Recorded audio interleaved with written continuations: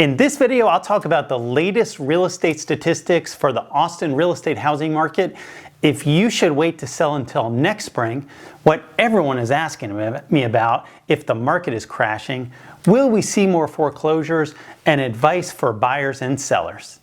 I'm Eric Peterson. I'm a real estate investor and the broker and owner of Kopa Real Estate. If you'd like to see more videos like this, subscribe to our channel, give this video a thumbs up, and leave a comment. Before I get into the monthly market statistics, let's talk about what many potential home sellers are asking. Should they sell now or wait until next spring? As always, I wish I had a crystal ball, and trying to time any market, whether it's the real estate market or the stock market, is tricky. I always want to say you can always reach out to me to talk about your specific situation with no pressure. One of the nice things about our company is we have plenty of business. So we don't need to scare you into selling now if that's not what's best for you. So here is something you should consider. To a large extent, real estate comes down to supply and demand. And when buyers have fewer homes to choose from, prices tend to go up.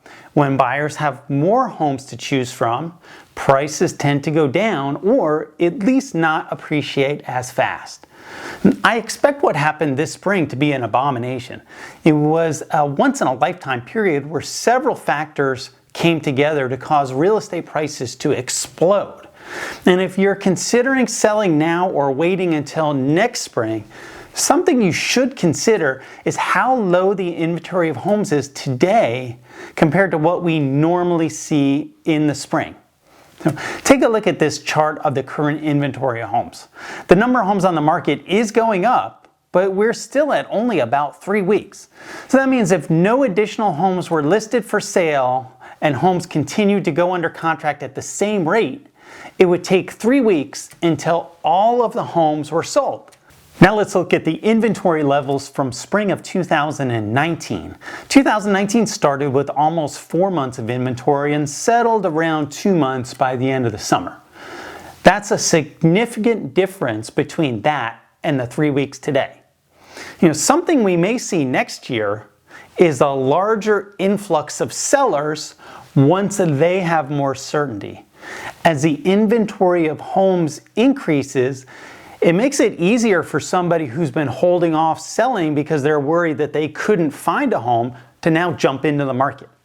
And once those hesitant sellers have more certainty, we may see a larger than normal bump in the inventory of homes. In addition, the builders are starting to build again. For example, there's a 1,000-home neighborhood off Ronald Reagan and 29 that will have completed homes next spring. You might think that might not impact your home sale, but here's what I expect.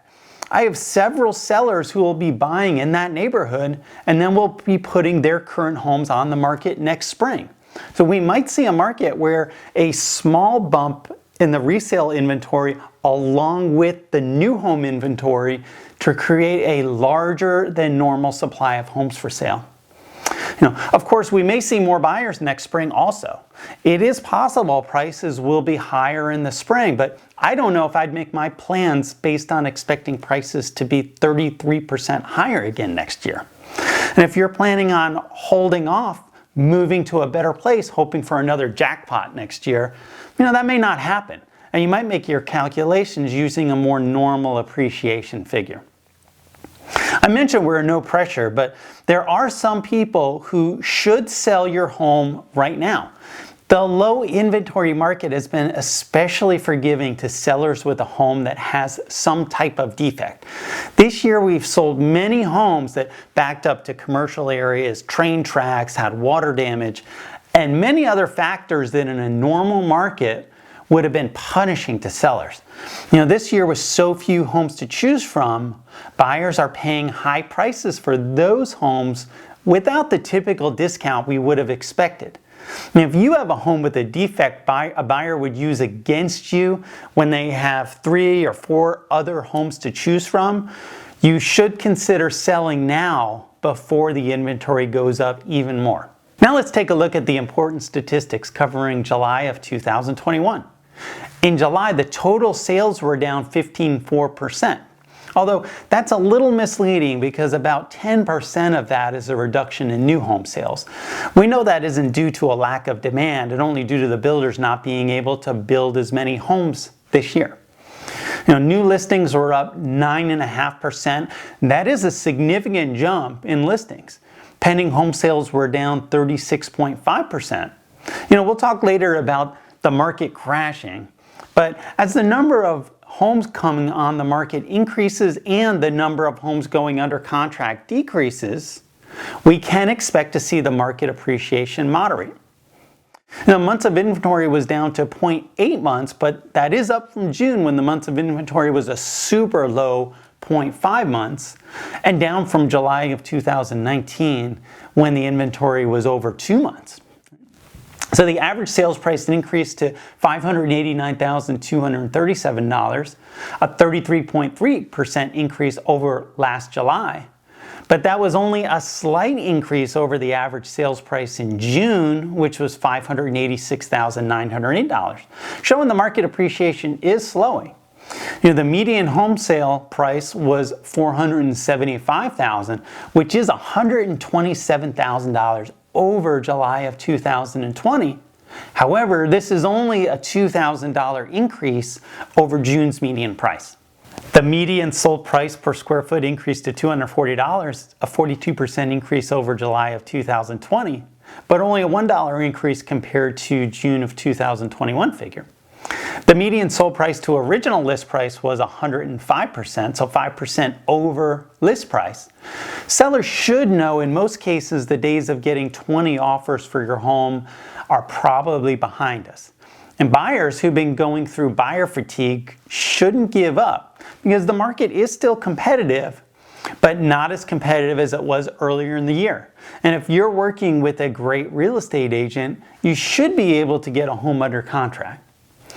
The median days on the market continued to be low at only 5 days, showing that although some of the overall market statistics show a slowing in appreciation, buyers still have to be moving fast. So if you're planning to sell, you would benefit from attending one of our upcoming free online home selling seminars. See dates and signups at copaworkshop.com. Let's talk about the market crashing. Is the market crashing? Almost every day, someone tells me the market is going to crash. Now, of course, someone's been telling me for the last 6 years. Now, real estate is a cyclical business, so eventually we will see a downturn in the market. However, when someone tells me the market's going to crash, I like to ask what that means to them. So let me know what you think. If my home is worth $800,000 today and the market crashes, what will my home be worth? And when will that be? What date? What will my home also be worth in 5 years? And how about 10 years? So no one's ever really been able to give me an answer to those questions. No, the market is not crashing. However, we are seeing the market calming in some areas and price ranges. So whether you're buying or selling, it's important to know what that means for you. Why is this happening? Well, we do know why prices have risen so dramatically this year. It's because there have been so few homes for sale. That's no secret. When a home is called active, it means it's not under contract. You could actually buy that house. So 2 years ago at this time of the year, there were over 7,000 homes you could buy in the Austin MLS. By January of 2021, there were barely over 1,000 homes for sale. As I write this in early August, there were 3,752 active homes for sale. So that's still a low number of homes for sale, but significantly more than we had in January. So there's no doubt that will affect the perceptions buyers have in this market. The extra price buyers were willing to pay that I described as whipped cream on the ice cream sundae was a result of buyers fearing they could never find another home to buy. So time will tell how buyers react when they realize they may have a few extra choices. As the number of active listings is increasing, the average number of days it takes for a home to sell is also increasing. Now, by no means is this a disaster. At a local presentation or a presentation for a local builders group, an economist compared our market is going from super seller's market to only a super seller's market. So some buyers are thinking the tide has turned and the market is dropping. Well, we put 2 homes on the market this weekend and both have multiple offers. So in my opinion, the market is still excellent for sellers, but there are some changes you should be aware of. Many buyers are going to confuse the market going from 40 to 50% appreciation to perhaps a more normal appreciation market and not understand that that still means prices are going up. There may be less competition for each home, but price appreciation momentum slowing doesn't mean the market is crashing. Now, why are we seeing an increase in active listings? In part, we normally see an increase in listings during the summer, but I believe what's happening is more than our typical seasonality. Over the past few weeks, the rate of growth has begun to slow, and fewer buyers are even seeking mortgages to purchase homes. Rental rates have gone up dramatically, indicating many buyers have put their home search on pause or decided to rent first when buying when they've been relocated. Anecdotally, we've noticed a decrease in the number of agents doing FaceTime tours on our listings and a decrease in the number of buyers expecting they will need to pay 20% over asking price on every listing. So don't interpret that to mean people aren't still relocating here. At this time, we have 4 listings under contract to buyers who are relocating. And our open houses last weekend were full of people moving here from all over the country, not just California. In part, we're also seeing some homes not selling because the sellers overestimated the market and were overconfident about buyers paying top dollar for anything. Now, this is a quote from a local realtor in one of the real estate Facebook groups describing what she's seeing in the market. Agents not prepping listings, just putting crap on the market at top dollar. My buyers aren't going for that. Fueled by stories of sellers getting 97 offers and buying without any inspection, it's understandable why this can happen. Now, many homes can still be sold as is with no make-ready necessary, but it's important to think about the buyer profile for your home before putting it on the market. It's also important you have a listing agent who's actively working in the market and can give you advice based on what's happening in the market on a daily basis, not what happened 4 months ago. The buyer pool is still strong enough to keep the housing market strong, but when there are more homes to choose from, you can expect buyers to be a little pickier. So what's the good news? Well, the number one question I'm asked is, I want to sell my home, but then what do I do? There aren't any homes to buy. So the good news is we may now have the answer. All of our sellers who decided to burn their boats and put their home on the market this year have landed in a much better place. Now, I expect the same would happen for you. Give us a call if you've been holding off until there were more homes to buy. In addition to the inventory of homes increasing, the builders are also selling homes again. And because we help so many people downsize, I'm especially excited about a new 1,000-home active adult community that's about to start selling for new home delivery in early 2022. This will be a popular product, so you'll want to get on the VIP buyer list right away. Something else people ask me about is if we expect there to be more foreclosures. With the eviction moratorium and mortgage forbearances ending soon, the knee-jerk reaction is to say we'll see a flood of foreclosures. And I'm not making light of the fact that some people will definitely be in trouble and we will see a rise in foreclosures. But you tell me where the mass foreclosures are going to come from. This is a chart of 20 random sales taken from Cedar Park in May. And I like to look at the down payment buyers are making.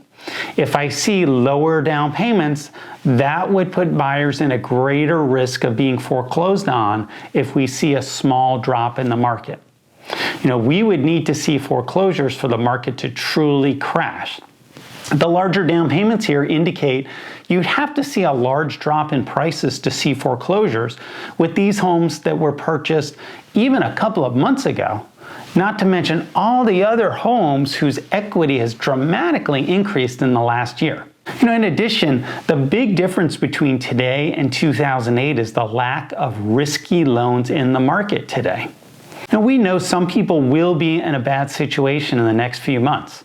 And if that is you or one of your friends, contact us before it's too late for a no-pressure consultation. And here's our advice for sellers and buyers. We've just been hired by 2 sellers whose home didn't sell. Both told me this similar story, that they thought the market was so good that they could hire their friend who works part-time and lives in Dripping Springs as their agent. And now that their home wasn't selling, they realized that that isn't going to cut it in the current market. Small changes in the market can make a huge difference. And when you are choosing a listing agent, make sure you ask yourselves if they have the skills to navigate your home sale. Will they know what to do if your home doesn't sell the first weekend? Now, for buyers, now's not the time to give up. This may be your best opportunity to buy a home with less competition. That still doesn't mean it isn't a competitive environment for great homes. I expect over the next 10 years, your risk isn't paying $5,000 too much for a home. Your greatest risk is doing nothing and then being forced to buy a home later 30 miles from where you really want to live. Where are our clients moving to? With so many people moving here, it's easy to forget where people are moving when they sell. And here's where some of our seller clients have moved to recently. Montana, Houston, Seattle, 2 families, San Diego, 2 clients, Belton, Treviso, Nashville, and Leander. 2 of our seller clients decided to rent short term so that they've got a flexibility while they figure out what to do with the rest of their lives. That's a pretty good position to be in right now. My favorite location are our clients that are moving to Cancun as soon as they retire. I wish I could go with them. All of this is interesting in my opinion. Of course, I could be wrong about all of this. As always, be careful about where you're getting your information. Make sure you're consulting with a qualified advisor. We don't want you to make a bad decision because you had bad information. If there's any real estate related questions we can answer for you, contact us today. I'll continue updating you on the Austin housing market. If you have any questions for me, leave a comment below or reach out to me directly. I appreciate you taking the time to watch and I appreciate your support.